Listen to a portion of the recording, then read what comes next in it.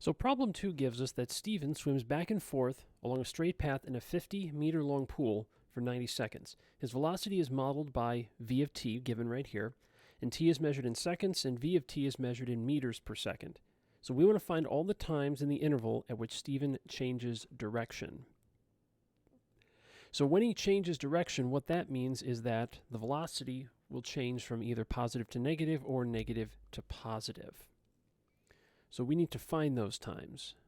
So I've graphed it, and here's my graph right here. So starting at 0, it's positive, and then right here it changes to negative. So I need to find that. So I'm going to use the 0 command. All right. Now right here it's really hard to see. So there's my left bound, there's my right bound, and there's my 0 at x equals 56. Now I have to give a reason for why that is. And what I need to say is that the velocity is positive before that and it's negative after that. And this is the only time where it happens. So what's my reason for my answer? Well, I can say that v of t is positive. It's greater than 0 for values that are, so for 0 less than t less than 56, and v of t is less than 0 for 56 less than t less than 90. Now you might be able to say, because v of t changes sign from positive to negative at, whoops, shouldn't use x here, I should use t, be consistent, at t equals 56, but since I'm not a grader, can't be totally sure. Letter B, we want to find his acceleration. Now acceleration is the rate of change of velocity, so that means we want v prime of 60. So show the setup for your calculations, and for our purposes, v prime of 60 is really all we need. So I'm going to use the nderiv command. And so y1, and we want it at 60 seconds.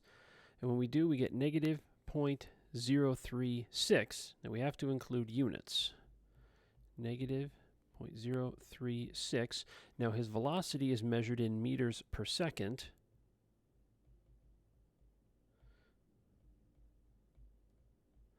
But then this is a rate of change, so this is per second again. Now, like I said in the last video, some people will write it this way. Some will write it meters per second squared. Some will write it as meters per second,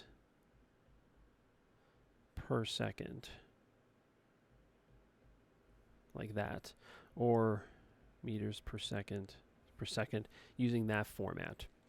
All of these convey the idea that meters per second is the starting amount, but we're finding the rate of change of the meters of the velocity in meters per second. Okay. Now, that's just the acceleration. There's a second part to this question. Is he speeding up or slowing down at this time? Now, in order to answer that, we also need to find the velocity at 60 seconds. So I'll go back to my graph and trace 60. And at 60, we have negative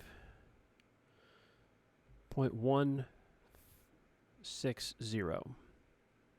Now that's enough for us, because what we can say now is, because these two have the same sign, because they're both negative, we can say that it is that this object, that Steven is speeding up.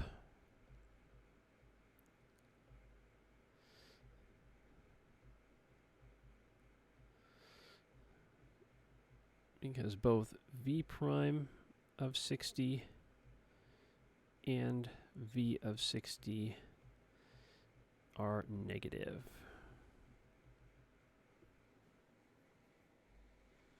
But you have to show that both of these, the acceleration and the velocity at that time, are the same sign. And I should add they are negative at t equals 60.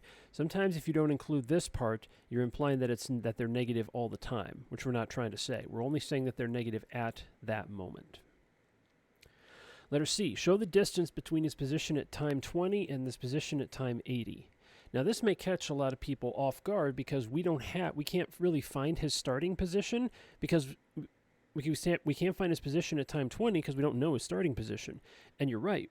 However, we only want the change from here to here. And the word we have for that is displacement.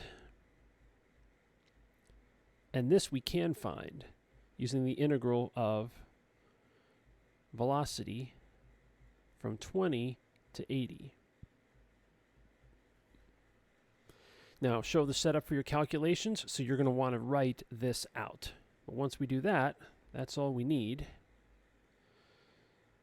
So, we have 20, we have 80.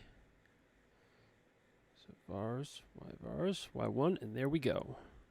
So we have 23.384, and because it's distance, we want to include meters, because that's how distance is measured in this problem.